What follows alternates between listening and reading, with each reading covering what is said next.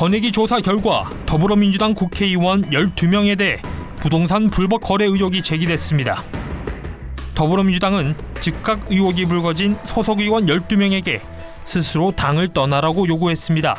오늘 최고위원회 논의를 거쳐 12명 대상자 전원에게 탈당을 권유하기로 결정하였습니다.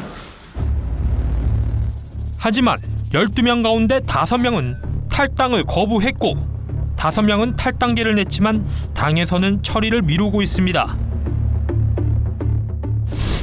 비례대표 윤미향 의원과 양이원영 의원은 탈당 대신 당에 의해 제명됐습니다. 당시 윤미향 의원은 부동산 명의신탁 의혹을 받고 있었습니다. 윤미향 의원은 입장문을 통해 당의 제명 조치를 겸허히 받아들인다고 밝혔습니다. 사실 확인을 위해 현장을 직접 가봤습니다.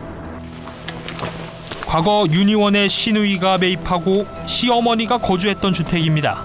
혹시 집주인 아니요, 저도 여기 들어온 지 얼마 안 돼가지고. 얼마 안 되셨어요?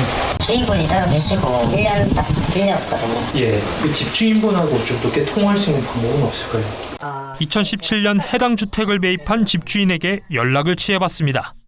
1억 1,500만 원에 거래된 걸로 알고 있거든요. 네, 맞아요. 윤미향 국회의원이나 윤미향 국회의원의 남편 김 씨하고 직접적인 거래는 안 하신 거죠? 안 했어요. 안 했지. 그 한문이하고 했지. 딸로 돼 있을게요. 그러면 그 따님에게 그러면 이 잔금을 치르신 겁니까? 오케이.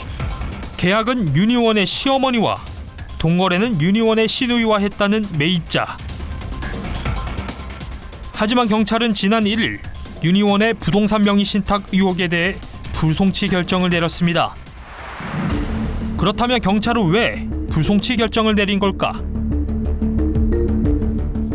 수사를 담당했던 경남경찰청은 일부 혐의에 대해 윤미향 의원의 수사 의뢰 접수 시점이 이미 공소시효가 지난 게 명백하므로 송치 대상이 아니다라고 밝혔습니다.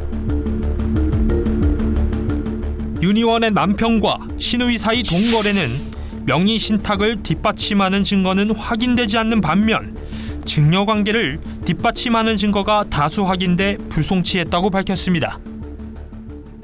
부동산 실명법 위반됐다 하더라도 예. 그 시점이 명확하게 이제 그때였다면 따지자면 우리는 이미 경과된 거니까 예. 이런 공소시효가 지난 거는 사건에 대해서는 아예 본질은 우리가 사실 확인할 필요는 없는 거거든요. 무혐의 또는 불송치 결정이 날 경우 복당을 허용하겠다고 밝혔던 더불어민주당.